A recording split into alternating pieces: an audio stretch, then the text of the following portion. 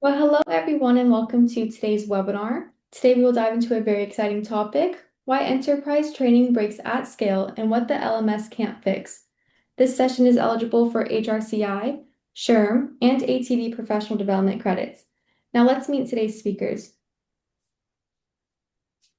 Keith Bendo, the Senior Client Excellence Manager at Training Orchestra, Stephan Pineau, the CEO of Training Orchestra, and Michael Rochelle, the Chief Strategy Officer and Principal Analyst at Brennan Hall Group. A huge shout out to today's webinar sponsor, Training Orchestra. Training Orchestra is transforming the way organizations manage scheduling and operations, maximize strategic resources, and optimize the training investment for their instructor-led and virtual instructor-led training. Training Orchestra's training management system is the engine that allows training organizations globally to replace manual processes with an integrated system that complements their LMS to deliver more live training with less at scale for all training audiences and use cases. Please be sure to visit them at www.trainingorchestra.com to learn more. Now, before we dive into today's content, let me tell you about Brennan Hall Group and some incredible opportunities that could accelerate your career. Brennan Hall Group is a leading professional development firm that has been serving learning, talent, and HR executives worldwide for more than 30 years. We've advanced the growth and performance of millions of employees and executives through our cloud-based platform, delivering evidence-based research, data, and certification programs that empower organizations to achieve excellence in every area of human capital management. Our impact spans more than 10 million employees and executives globally, supported by our comprehensive research library, strategic insights, and prestigious awards program. Below is a sample of the organizations we are proud to partner with. We have incredible learning and networking opportunities, our two BRIC events happening later this year, our AI Summit on October 15th, and our Leadership Summit on November 17th and 18th. And don't forget to save the date for next year's 2027 HCM Excellence Conference happening January 26th through the 28th. All details for everything I've mentioned will be available in a PDF you'll receive within 24 hours after this webinar. Now, based off everything I just went over, I would like to ask you a poll question. Here it is. I would like to know more about you would like to know more about. Would it be the Institute, maybe our awards program, the 2027 HCM Excellence Conference, or maybe it's one of our BRIC summits? I'll leave this up for just a few seconds. All right, thank you, everyone. Now, just a few quick things to note if you have any questions during the webinar. Please use the questions panel on your control bar. We'll be answering them throughout the session. We're also recording today's webinar, and you'll receive an email within 24 hours with a link to the recording and a PDF of the slides. The chat box is open, so feel free to share your thoughts as we go along. Your input makes this more valuable for everyone. And we're also excited to share that at the end of today's webinar, we will be selecting one lucky raffle winner to win $100 off a Brennan Hall Group Institute membership. Stay tuned to see if you're the lucky winner. You must be present to win. Now I would like to pass things off to Michael Rochelle. Well, hi, everyone. Michael Rochelle, Chief Strategy Officer and Brandon Hall Group. I really am excited about this discussion, and we want to just kind of level set, quick icebreaker poll for our audience. Is we're going to be talking a lot about where we are as far as learning and development, but we'd like to kind of understand where do you think you are in your progression in your learning and development organization?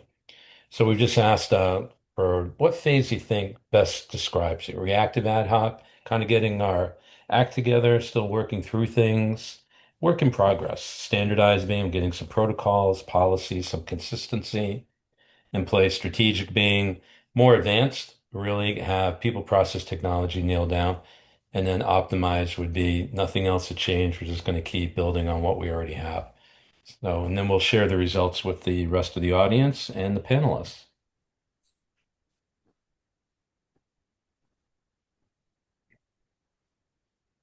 Okay. Not a surprise here. The audience lands exactly where our research says that most folks are in that standardized to strategic level. Keith, Stefan, does this surprise you in any way, or Jen, as far as the results? No, absolutely not, Mike. I'm with you on that. I believe most companies are still in that phase two. Uh, Good job to the ones that are in that stage four of optimizing. So, if you guys have any recommendations or any type of hints how you guys got to that phase, always let us know. So we'd always be curious on that. Good point. And also in the chat too, if you want to put what your biggest challenge is for moving from one phase to another, we'd love to get that dialogue going as well. Okay, so let's talk about what we're going to cover today. So as everyone was excited about is when we were first putting out the introduction to this webinar and this thought leadership hour we're going to spend together, is when I started talking about the breakpoint on manual training operations. Manual training operations does not scale. It's not flexible. It's not agile. And it definitely has very low tensile strength. And we're going to be talking about what the implications are when that bow finally breaks and the dam lets go. And we can't just fall back on the idea that our LMS is going to figure this out for us. The LMS was designed for something a lot different with a different focus. Doesn't mean it's a bad technology, but it's not the right technology, and we'll be talking about that as well. And then when we talk overall about the enterprise training operation, we're going to kind of share some common failure patterns that has to do with the flexibility, adaptability, scale. Where do we start to see cracks, and what we can do about that as we begin to identify those cracks. And then when we're looking at RFPs and learning RFPs in particular, what are those operational requirements that are missing? What's that missing layer? What's that hidden piece that we have to make more visible and actually make a critical element of our decision making?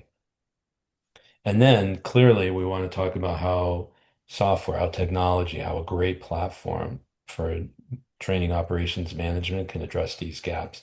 So it'll be pretty action packed. We want you to be putting your comments and questions often into the chat. We'll be addressing all of them. So we want to make this a really engaging experience. So thanks for joining. So a little bit of research, torn from the headlines of what we do every day and looking at award-winning organizations from our awards program and human capital excellence. The reason why we look at this is this kind of gives us what great organizations are doing. So what you see here is prevalence rates. When we look at organizations doing core learning transformation with their infrastructure, what are those patterns? Reading the tea leaves, what are they actually focusing on? And as you can see here, this isn't all of them, but these are some of the top areas. And where you can see in the middle part that there's still a huge proportion of organization working on virtual instructor-led training sessions, still working on the idea of LMS implementation, still trying to figure out how they can make that all work properly, overall blended learning, delivery, and strategy. So what we're going to be talking about today is still central, still critical, a basic need, foundational need to getting things right is training operations. And as we move into the next set of data, we want to talk about learning, design, and delivery approach.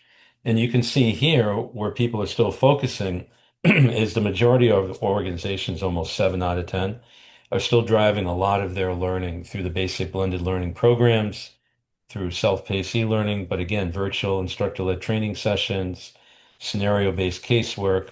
So there's still a lot to be done from a training perspective.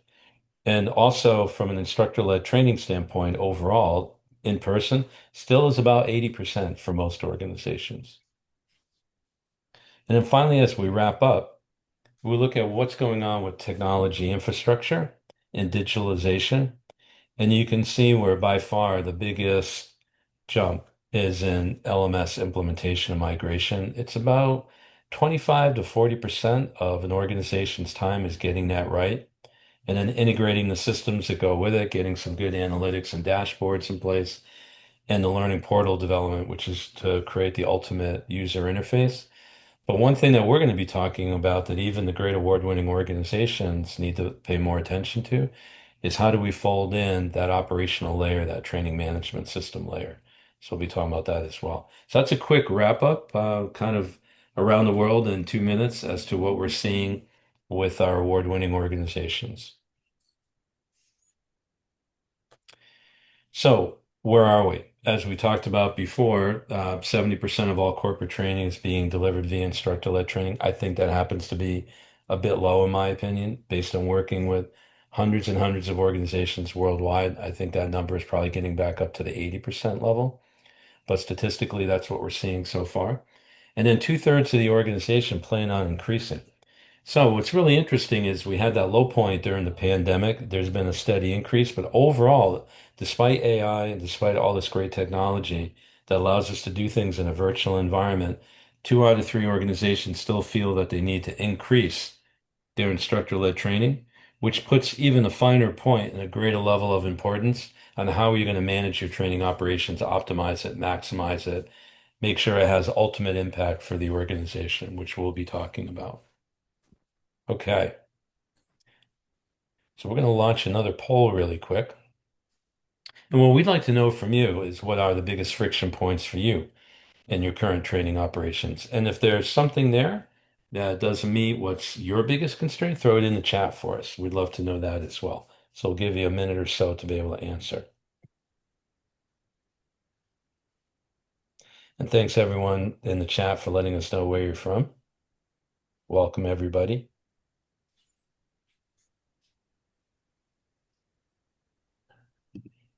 Okay, let's see what everybody said.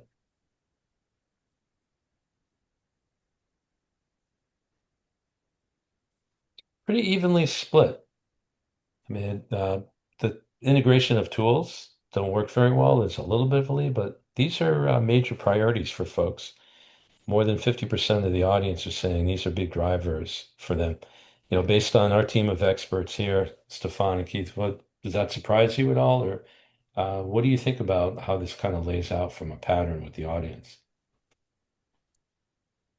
No, it's absolutely aligned with what we see. Usually, we see a lot of the best organization, and we have a lot here attending from everywhere, having the best learning management system, but still they manage their training operation manually in Excel, spreadsheet, and Outlook. So it's very stressful and difficult to scale. And obviously, it's not easy to interface your LMS with your Outlook, with your Excel spreadsheet. It's a little bit spread out and very manual. So yeah, it's really typical, I would say. Keith, any thoughts? Yeah, no, and I mean, when you're looking at the first option and the third option, one, we're covering that a lot today, but really those two options depend on that middle option, right? If we're having a lot of manual processes, we're not able to scale to meet the demands because they're being managed in manual processes, right? The data's spread out in so many different ways that it's hard to even integrate, right? So we're going to be covering the first option and the third option a lot today. So it's good to see those results. Couldn't agree with you more. Okay. So I'm going to turn it over to the Training Orchestra team and look Yeah. forward to your insights. And again, please ask questions. I'll be prompting you as well. We'll keep an eye on the chat. Let's make this an interactive session.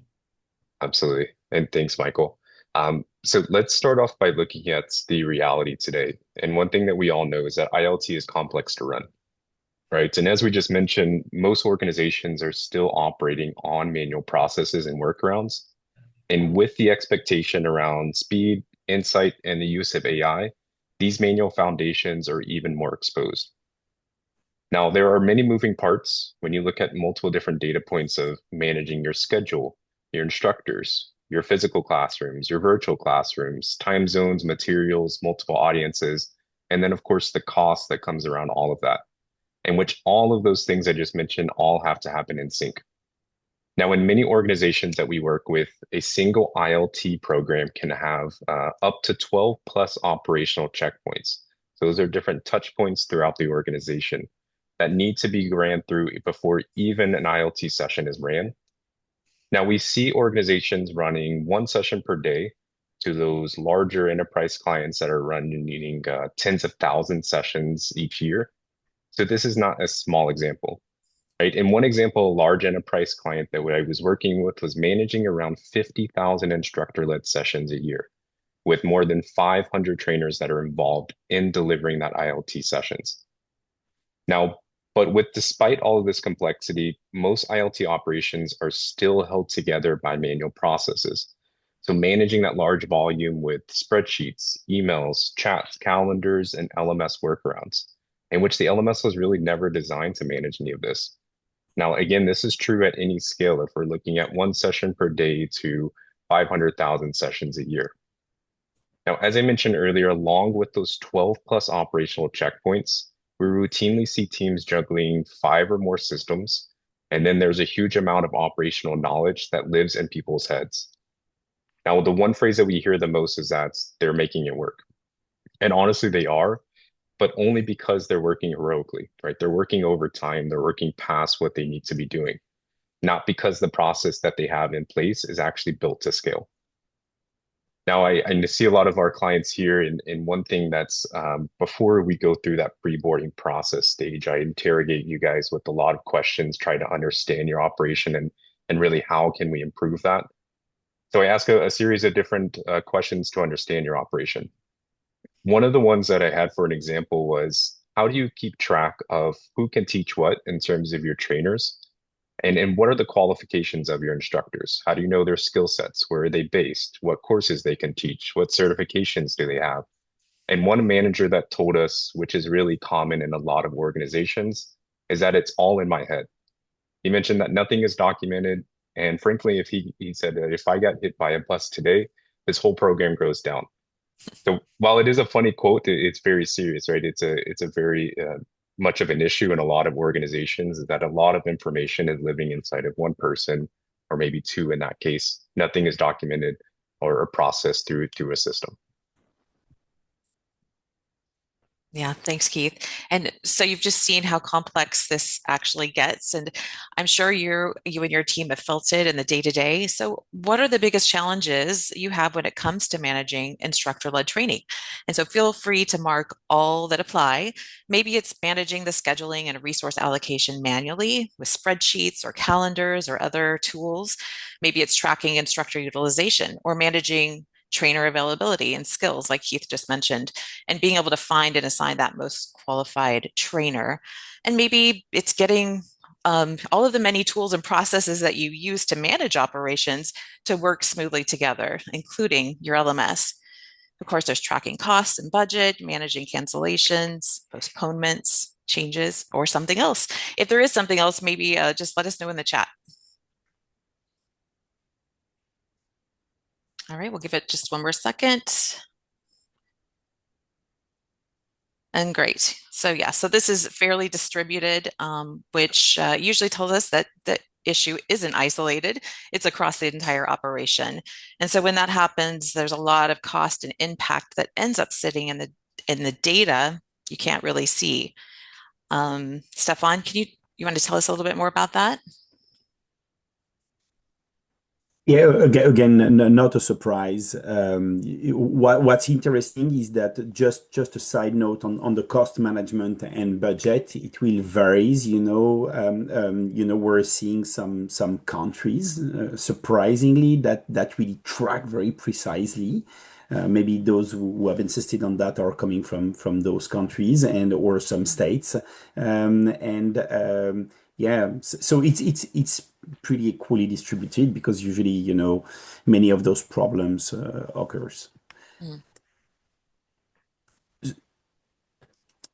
So maybe just what also quite interesting is that we don't have all the data that are visible beyond the operational complexity. There is usually a layer of data that most leaders never actually see. Today, the decisions are made with mostly surface level information. Obviously, we know about the budget spent, the sessions schedule, the instructor assigned, the completion. Obviously, in the LMS on the paper, everything looks fine. But the most expensive data lives outside that view. The cost of rework, the no-show, the last minute changes, the instructor under or overutilization, the cancellations, the capacity constraint, and the real true cost to deliver. This is where cost and productivity quietly leak. We call it the operational drag that leaders never see. until data is finally brought together. Just as an example, we have one of our clients, large airlines, 100,000 employees, and just, consolidating the cancellation data across regions revealed over $1 million in avoidable cost. Nothing changed except visibility, just knowing. And when you compare that to the cost of your LMS today, it means that just that would pay, so $10 per employees, just that would pay for your entire year, for your entire LMS. So free LMS, it's paid just, by surfacing, and it's just one of the many value that we can see by surfacing those costs and those cancellation keys.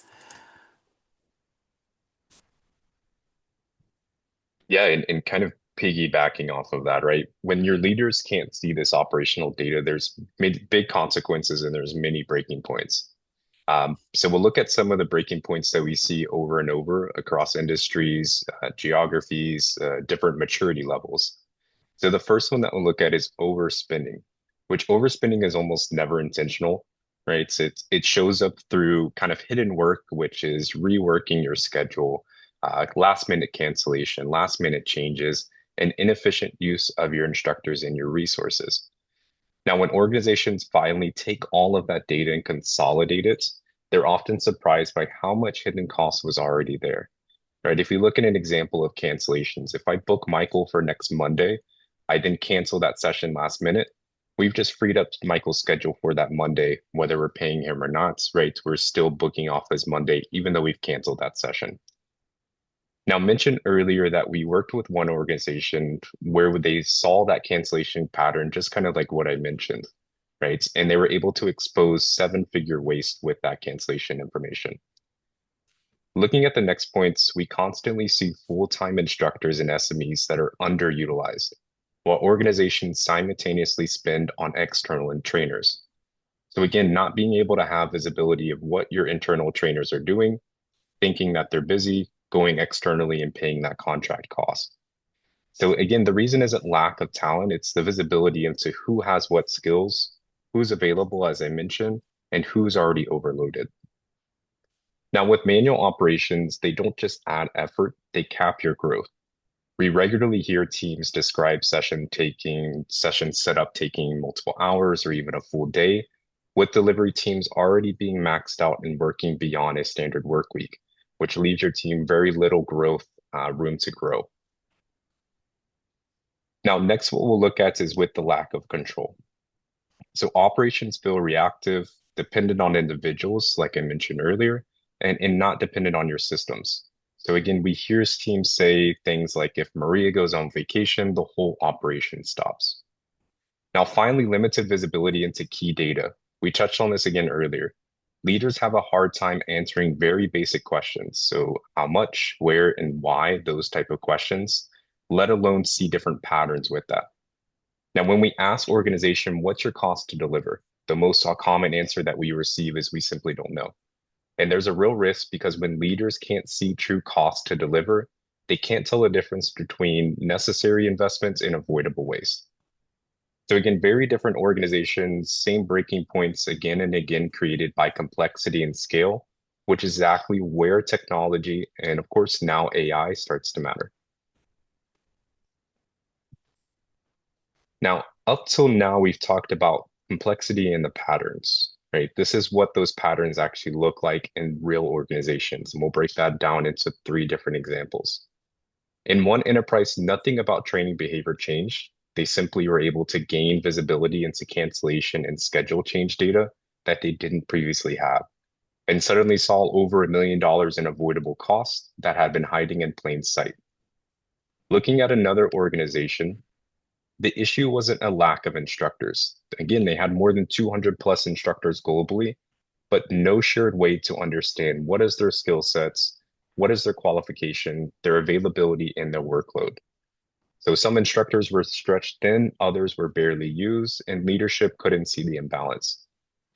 And then our third example here is that there are teams who tell us we're already maxed out. Again, it took us a full day just to set up a single session, Again, looking at those 12 different operational touch points, and delivery teams were working 60 plus hours a week just to keep things running.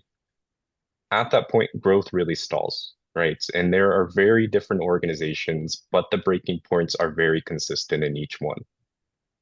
Now, again, what all of these have in common is that simply data and structure that is needed in order to run IoT simply wasn't visible. And it lived outside the learning systems that the team actually relies on. Thank you, Keith. And Michael, what do you see these types of patterns with the organizations you're working with as well? It is, and actually, I see even more complexity that takes place. Just when you add in the fact that you have global organizations, this could be happening multiple times in multiple areas of the organization, which just builds all sorts of hidden costs, costs that we're not aware of, inefficiencies that don't pop up. You feel like this tremendous enterprise level friction. And it just really gets layered as we begin to, in many cases, have learning and development organizations reacting to more needs by the organization. So they begin to throw more inefficiency, more ineffectiveness into the mix because they're just trying to plan for what needs to be delivered. And so you can literally feel the weight of big organizations trying to deal with this at scale for sure. Thank you. So let's go ahead and jump into another poll. What's interesting is that when these operations start to break down in these organizations, most teams aren't ready to stop and redesign. They start to work around it. So let's take a look. How does your organization typically respond? Are you adding more people or resources, just patching the process with workarounds, or continuing with the status quo, which is all very, very normal? Or are you able to step back and rethink the system?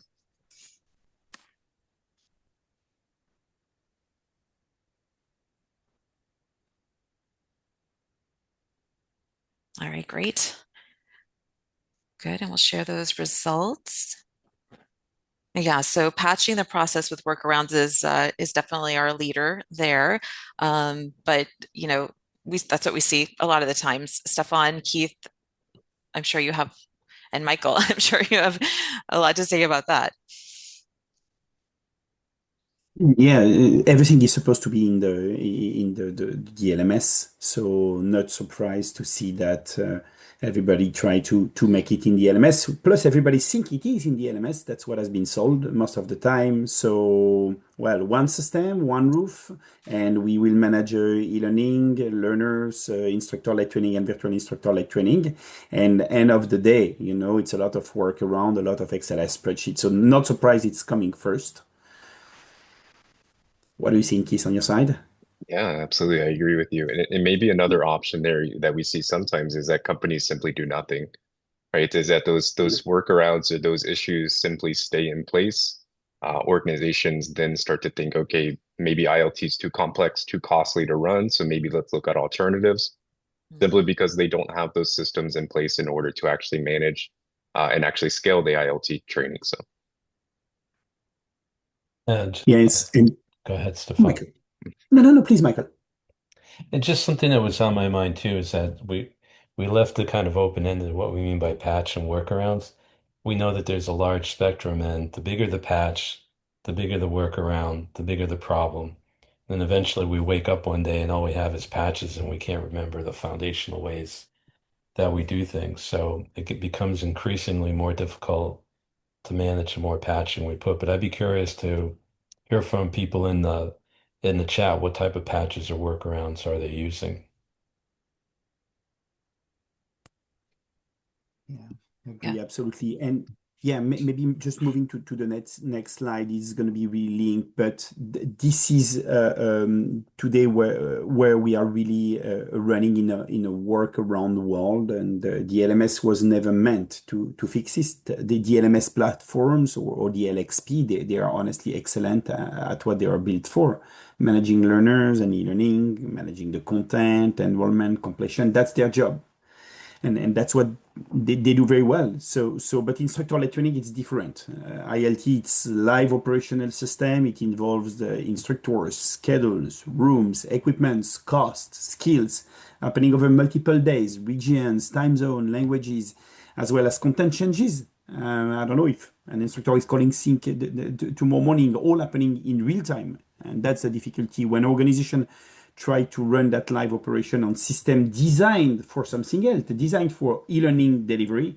The operational layer simply does not exist. So the teams, they compensate with spreadsheets, email, Outlook, phone call, and honestly heroic efforts. And that's why we see the same breakdowns everywhere, because the system were not at all designed to run training operation. One thing we hear almost every day is we thought our LMS did it. At least that's what they told us. And one of the things we see very frequently is everybody asking us as soon as we engage those kind of conversation, but where have you been those past 20 years? Because we try to build our own system. We try to manage work around, LMS. We try to do it manually. So clearly there is a need that is here, and deserves to be addressed, because your organization, and we have a lot of some fantastic organization joining, thanks again, deserve the best system and the best technology to manage their training operations. And we have a little poll, Jen, correct? We do, but I just wanted to notate, well, Kim in the chat had responded to like what some of their workarounds are, some of these workarounds that you're referring to, Stephan. And but she's saying it's hard to explain, but they've exceeded the 5,000 line count in their SharePoint list. So they've had to manage with different views, and then they are running multiple systems, having to duplicate the work and which increases the chance of errors. And I think that point about the errors is so important. That's a huge part of what we see. Keith, would you agree?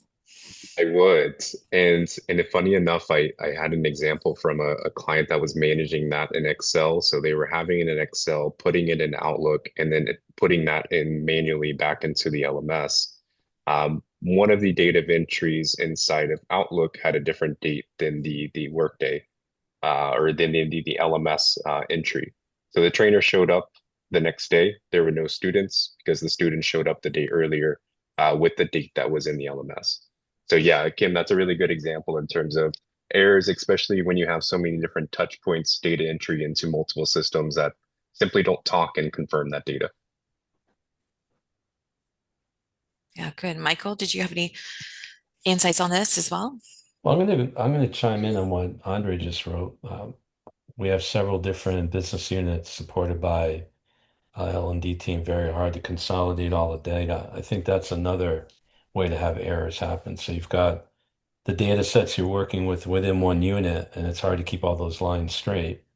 But then imagine if you're working with disparate business units and you have no clean way to consolidate data, the chances for more errors just become compounded. So I think from what I'm seeing in the chat and the audience, that people are really in a kind of a siloed, fragmented approach to doing this, which is just, the groundwork for having errors and missteps take place. Oh, thanks. And I guess that kind of brings us into our next poll. We were just talking about, can the LMS help us with what we're trying to do here? And so a quick reality check for everyone. How confident are you that your LMS can actually handle the complexity of your instructor-led training and virtual instructor-led training programs? Are you very confident? Is it working well for you? Somewhat confident, there are some limitations, or just not confident at all? You're seeing that it's a major constraint.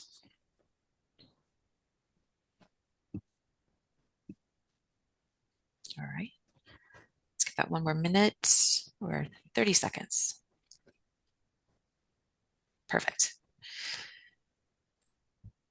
All right. So, there you have it, right? Lots of somewhat confidence and major constraints, not confident at all. So I'll just ask the speakers if you'd like to chime in on that. Stephan, Keith, Michael. Yeah, yes, That, I think that. Oh, please, Michael, please. go ahead, Stefan. Go No, ahead. thank you, Maxime. I think that the LMS, everybody is very, we're not in, early adoption. Everybody had many LMSs, so they know exactly what they can expect. LMSs are doing a lot of innovation with AI. We will come back on the AI subject in few minutes, but it has not been designed for that, so it's pretty rare. Well, we have 4% here of the participant. We are pretty confident to manage that. It's maybe also a question of scale, or a question of what's the proportion of instructor-led training or virtual instructor-led training. It's true that the LMS will be perfectly designed if you manage 95% of e-learning and Mhm. sometimes have a small portion of instructor-led, virtual instructor-led training. But yes, it has some limitation just because, they are fantastic usually, but not designed for that. Yeah, no, and I was going to mention that exact same point. When you look at that 40%, sometimes we do have people that come up to us and say, hey, we have 3 trainers. There's not much complexity. There's not much scale to growth because most of our investments in e-learning. Honestly, you can probably be able to do that in Excel spreadsheets or Outlook, right? You're managing a very small volume. But with complexity comes complex processes, right? So as you start to scale, managing multiple instructors with different qualifications, managing your vendors, equipment, physical classrooms, right? Once complexity starts coming into the conversation is once you need a system to manage those complexities. So Yeah, and real quick, just to point out, I think this is, we're talking, obviously this applies to any training audience. So, organizations could be managing the training for their employees or their extended enterprise, such as their customer training or partner training. Um, so the complexity can really be compounded depending on the um, on the audience they're training as well. yes, that's a good point, Jen. All right. So Michael, Here we are. here we are. It's my favorite slide. So we're finally getting to the missing stack. So let's talk about that and let's kind of level set on this. So we've been talking a lot about where we see gaps, workarounds, patches. I think we've nailed it on the fragmentation, the errors, the issues. But let's kind of turn the page. Let's pivot into how do we get the right architecture in place that we need, and architecture does matter. So this, in a nutshell, is a diagram that shows exactly what we've been describing. So most learning stacks are built around the learner, and that's the content and experiences, the things that you see it taught. It's what the LMS is designed to support.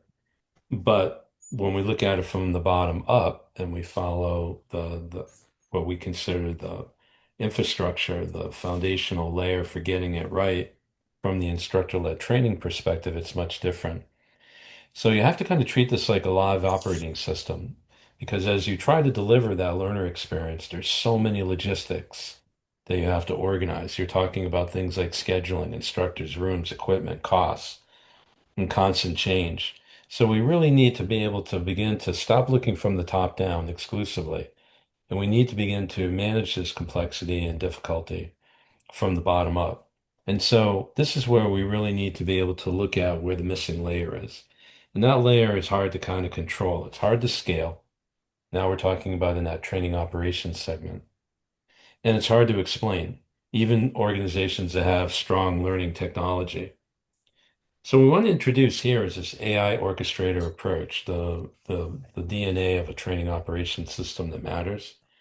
And so when you look at AI, a lot of us think about AI based on like developing learning content, but AI has a very particular, very critical role that it can play in this AI orchestration of training operations.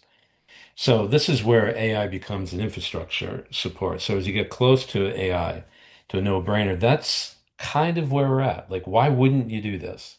There's not a reason in the world why you wouldn't want to leverage a training management system that has AI orchestration, that has that computational analysis that can crunch all of this data and be able to help with the drag, the friction, the things that draw down on create errors and create a very human intensive process for managing training operations. And then when we talk about AI in itself, what we really want to get at is it's the only feasible way to cut through all the layers of data that matters. If you think about everything that's listed here, it's one data layer after another. And even with Excel spreadsheets and people spending a lot of time or even larger teams, the manual process can't take into consideration all of this. And certainly it can't provide insights, can't look ahead, can't tell the future, can't talk about what if. This is where AI really plays. This is the perfect harmonization of human intelligence with artificial intelligence. And so the other part about this is a lot of the AI you're being asked to look at today, there's a lot of risk reward in that. Organizations are not ready. Governance, their feelings or comfortability with AI. This is a safe bet because what it's basically doing is working with data sets that you've provided in a safe environment that's totally transparent and explainable. And this is really where you want to be able to leverage AI to its best usage. And you don't have to worry about all of the governance issues because it's incorporated in this approach.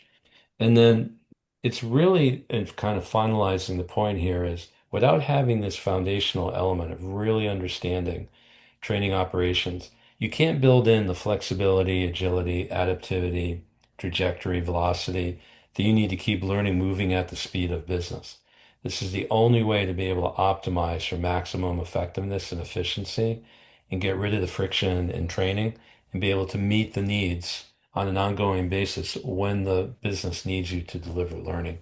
So this is really the missing layer, and I think it's very clearly addressed with a lot of the commentary that was made in today's discussions in the chat. Yeah, and we have a massive innovation in this domain with very concrete use case on the AI orchestration, like the scheduling, So now it's just asking, well, schedule those 20 classes in June, ideally with Michael, but if not available, find someone who's close to that. You don't even have to go into those details. You just ask, schedule those sessions on this subject in this location, or you connect that to your HRIS system where you know how many people you're going to recruit. So the farm to fork fully integrated, and that is working pretty well with impressive ROI. So the ROI is obviously saving time and being very reactive, which is our goal. But mostly, being sure that you properly use the trainers, the resource, the budget, and you adjust to the constant change. I was giving the example of these very large airlines, using Training Orchestra, and constantly, every day they have changes, because the business is coming first, and they have to be sure everyone is properly trained. There is a lot of certification, so the AI helps a lot. Okay, John is colleague sick, find someone for the next 2 weeks, and you have the answer in 3 seconds. You don't have any more to do that. So really demonstrated ROI. And Jen, on I just wanted to show you an example on the next page, maybe of what Training Orchestra is able to do, and you see how different it is from an LMS. It's not to talk about what we do, is that's really different for an LMS because it's a back office system to manage the training operation, the scheduling, the resource allocation, the trainers, the rooms. So once you see the missing layer, the next question becomes straightforward. Architecturally, this is where a dedicated system comes into place. We call that a training orchestrator or training management system, or TMS. It's purpose built to run instructor-led training and virtual instructor-led training operation. The TMS is not a replacement at all of the LMS, the LXP, or any other CMS or any learning technology, but as the operational layer that the LMS was never designed to cover. So the LMS remains the system of record for learners and learning. That does not change. The TMS, so Training Orchestrator, runs the live operation, be it virtual or in person, scheduling, instructor, resource, cost, and the constant changes that comes with ILT and VILT, in person or virtual in person delivery. This distinction matters because it's this operational layer that finally makes execution data visible, and that visibility is what enables meaningful insight and now AI-driven intelligence. We had also these questions in the chat. So live training execution is distinct by design, and it requires a system built specifically to run it, and you provide for that a SaaS system, connectivity, data, obviously, and AI orchestrator and insight, because the system is here also to help you make good business decision, giving people a unique approach to dealing with this problem. We're providing keen insight that will help the ways, of course. And we had also a great question, and thank you, Oliver, for taking the answer. A great question about the volumes. It can start small. So the question was about how, do I need to have 1 million learner or not necessarily? So we have that. Obviously, complexity can come with the size, but I think, Olivier, you said 300 classes, 300 session training events offering. It depends the vocabulary you use, and 300 session. It's something like 4 sessions per week. We see a lot of our clients, having small volumes, but they really need to make the most of their trainers, budget, rooms, equipment, virtual classrooms, and that's really the use case that we serve. And Keith, you had some concrete example, correct, about the value we can bring. Yes, absolutely. And that's what we'll cover here on this slide, right? Like once that operational layer now exists, what are some of the changes that we can expect? So first, obviously, the manual coordination is eliminated. So teams stop running through email, spreadsheets, and duplicate entry, kind of what we mentioned earlier. And that planning cycle begins to shrink significantly. Now, one hot word that Michael said earlier is friction, right? By doing so, by reducing these amount of touch points that we need to run through in order to get these sessions delivered that we mentioned earlier, that's already reducing our internal friction by doing that. Now, next with that, so second, capacity becomes visible and manageable. So instructors and resources can finally become balanced instead of swinging between overloaded and underuse. Third, when looking at the cost, right? So cost stops leaking through resource optimization, and the ability to manage those cancellations, reworks, and last minute changes before they actually drain your budget silently. And finally, organizations can deliver more training without adding more headcount. So one example is with our client KPMG Academy. With them, they were able to increase their training activity, so the amount of sessions that they could actually manage and schedule, which in return increased the revenue by 40% using the exact same team that they had before. So again, you can do more with less by having this information inside of one layer. Now, in addition, deep operational data is visible in one system. And when execution is finally visible and structured, teams stop reacting to problems and start seeing them coming, right? So it's easier to forecast those type of issues. And this is where AI really makes a difference, because AI can surface constraints and patterns humans simply don't have the time to connect manually. This is what changes when IoT is treated like a business system and not simply as an administrative logistics task. Yes, and Jen, I think we're moving next to our poll now. Yeah, no, good. This is great. And I know that we've got about 10 minutes left, but I just Yeah. wanted to pause here really quick before we do move ahead. And just Michael, did you have any thoughts on this the results Well, this is a type of and the result. changes that can happen? Sure. These are the type of results that are groundbreaking. This is what builds the business case ROI for a platform of this value and magnitude. You really need to be able to focus on these things because they are percentages, they're impressive, but begin to do the math in your head. Imagine if you were able to do this. What would it mean to be able to go 80% faster or have a 25% increase? Think about the costs that are associated with not doing this. What is the opportunity cost for the organization? This is a multi-million dollar problem for the largest organizations, but even in the smallest organizations, this is a huge part of the hidden costs and many functions within an organization. And these numbers, with some simple math put against what you're facing every single day, I think you can make the business case ROI for a training management system right here on the webinar today. Thanks, Michael. So now that you've seen what treating operations as a system can unlock, if you could fix your training operations, what would matter most to your organization? And you can mark all that would apply here.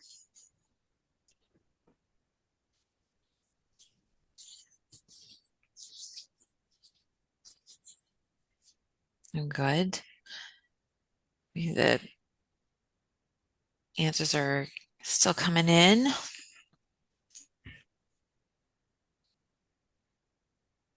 All right, great. So Keith, when you look at these, what do you see? Yeah, honestly, I was thinking the AI supported insight would be a little bit higher, but no, that's still interesting that we're still choosing the above options for that. Um, and yeah, and I mean, these are some of the common things that we look at fixing, right? When adding in, as I mentioned, an operational layer using a system to do that.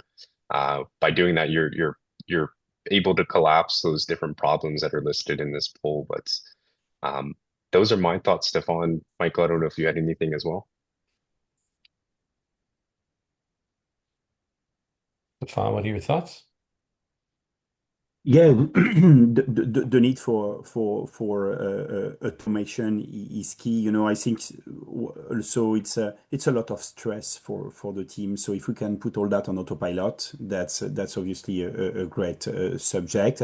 I was surprised on the increasing or balanced instructor utilization, because we know that by that it's not more than that.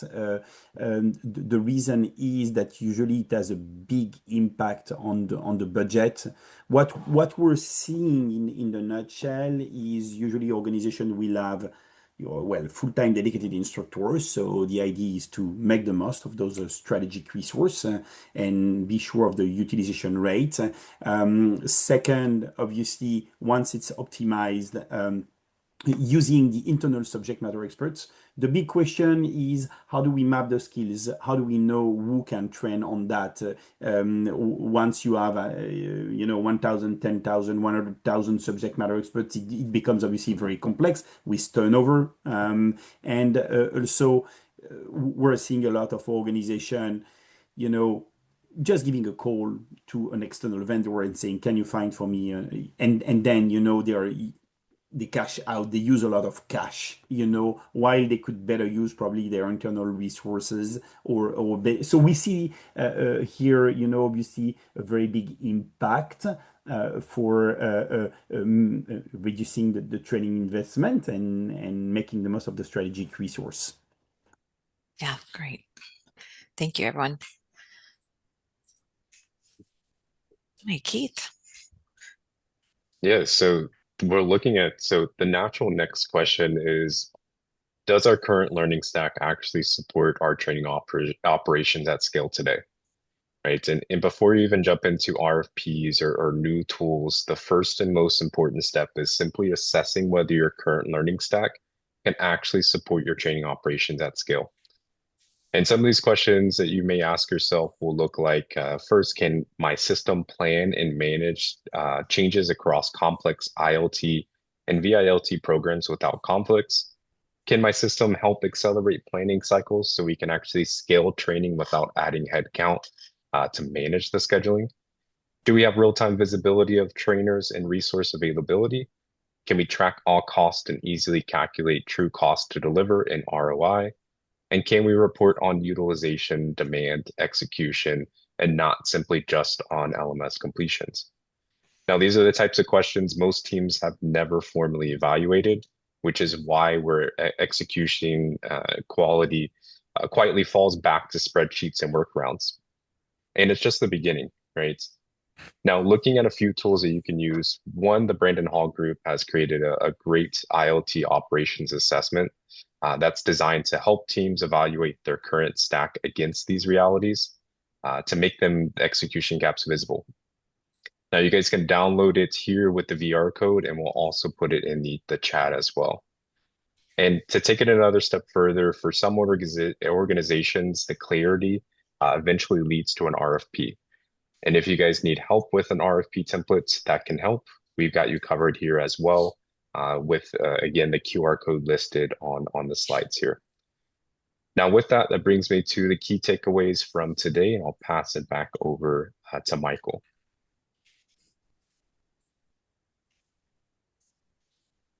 Thanks for just a great discussion, Stephan and Keith and Jennifer. I mean, this is really, I think, an eye-opener for many folks. And in the chat, there are several organizations that are looking into how a training management system can help and strongly encourage everyone to do so. And let's talk about why.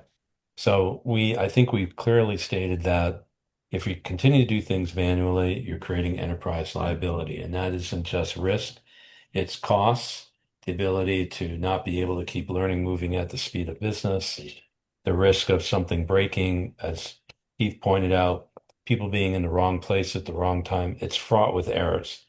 And in a world where people are the sustainable competitive advantage for organizations, we have to get rid of this enterprise liability. It's a mandate. And then for many of us, we agree, based on what our previous polls, we know that LMS has its limitations, and we have to realize that's a hard constraint here. We really have to look at adding this missing layer of a training management system and being able to recapture all of those things that we talked about and be able to bring a frictionless environment into training operations. And so in dedicating that, things will get better. Things will improve. Things will give more flexibility, adaptivity, extensibility, and also scale. But also, too, it'll help as the changing conditions of instructor-led training and virtual instructor-led training take place. The training management system is the only way that you'll be able to keep a defined operational layer to keep all of that change in check and be able to move forward accordingly.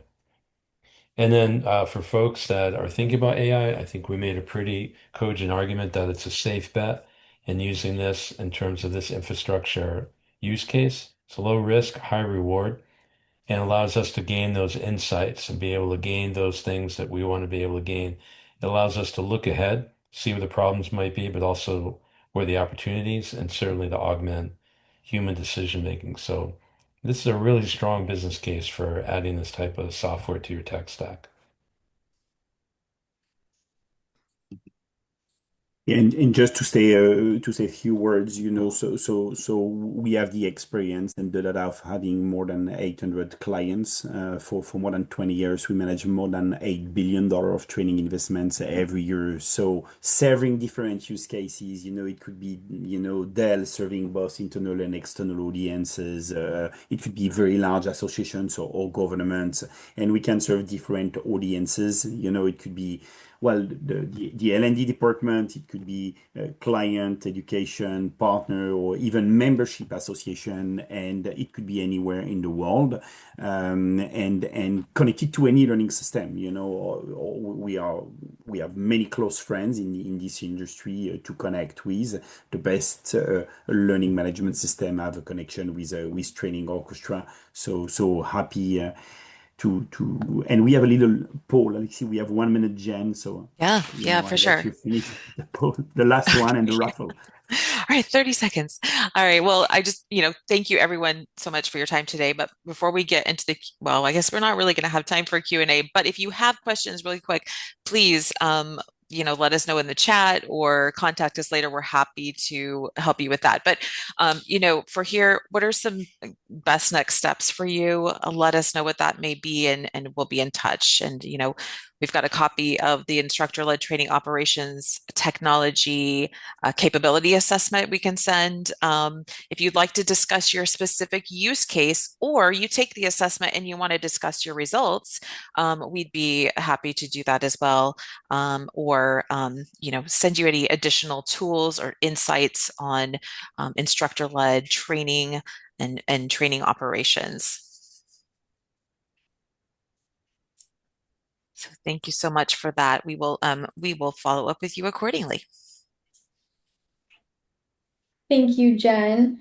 So I'm thrilled to share that Kim Nelson has won $100 off a Brennan Hall Group Institute membership. Congratulations, Kim. We'll be reaching out shortly with more details.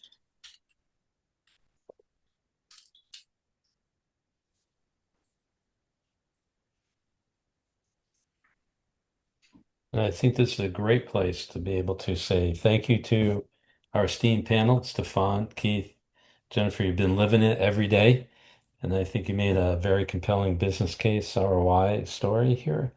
And your clients are definitely benefiting from being able to use what I think is a breakthrough technology. And for folks that are evaluating things, there's a strong consideration is to take a look at Training Orchestra. For folks that aren't evaluating yet, we hope that this tips the scales towards the benefits of looking at a training management system.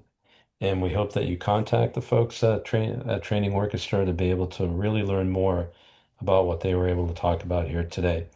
For the folks of the Brandon Hall Group, we really appreciate your time. As always, we'll be having our Human Capital Management Excellence Conference coming up right around the corner. I know we're waiting for it to get warm, and we're already talking about when it'll be cold again, but it's always bright and sunny in West Palm Beach, Florida. So we hope to see you there. For all of us here, thank you very much for joining today, and have a great day. Thanks, everyone. Thank you, Michael. Thank you, Thank you. Bye-bye. Ivy. Cheers. Thanks, Stefan and Keith.